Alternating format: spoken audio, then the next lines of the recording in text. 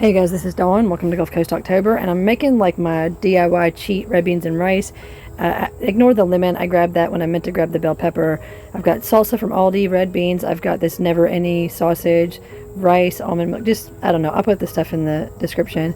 So I buttered my pan and I just had a little bit left of bell pepper, celery, and onion like I usually do. Cut it up, put it in there with butter. This is what I had left of a bell pepper. Added that in there because I want to have at least something that's, traditional. The Holy Trinity is bell pepper, celery, and onion. I got this because I like the ingredients and it's the only kind of healthy thing I can have from Aldi sausage-wise. And when I cook anything that reminds me of home, I like to cut my sausage like this, kind of sideways, You got something weird in your house like this, like a jar with a spoon with something in it? Mine's smoked paprika. I just keep it in this jar. That's my secret weapon for this right now. So even though I'm using salsa and more of an Italian sausage, the smoked paprika makes it like the smoked sausage. And I also added some chili powder. This tricks the palate or whatever, the food, into having that Cajun flair. You go home, home is wherever with you. I'm gonna put this in here for about 5 minutes or so, and then I'm gonna come back. I'm gonna add some almond milk. I'm gonna cook it a little longer, and then I'm gonna add the kidney beans. I think it's been 5 minutes. I don't know. Look at that. It looks so good. And here's the thing about the way we used to cook back home. We cooked using what we had. So when people are trying to be all traditional, oh, I made a gumbo, it's all original, I learned it from some person down in New Orleans or whatever.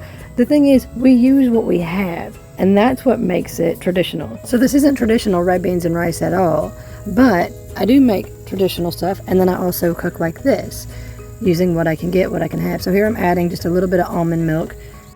It's probably been at least 5 minutes, maybe 10 minutes. I had it on medium, by the way, this whole time. So I added 1 can to see if it was enough, and I wanted to add 2. This made a lot, but I'm telling you, we've already had dinner, because I'm doing the voiceover, and it's almost all gone. Mandy already had 3 bowls. So you want to smush some of your red beans. I smushed a little bit more than this, but you get the idea. And this is how much salsa I'm going to use. Maybe a third of the jar, maybe.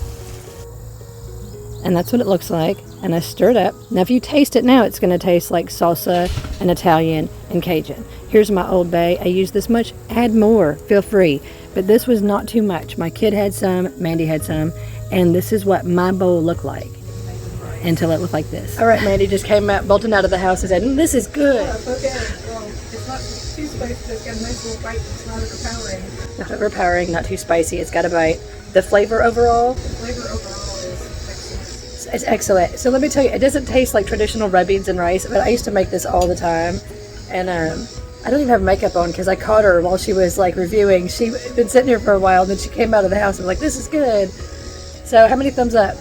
All kinds of thumbs up. All kinds of thumbs up. That's a dang good review. My bowl is empty. I already had a bowl. I'm going to go get another one. So yeah, so I guess I'll make a video out of this. I wasn't sure if people would be interested, but if she likes it and I like it, maybe you'll like it too. Until next time, eat good, man.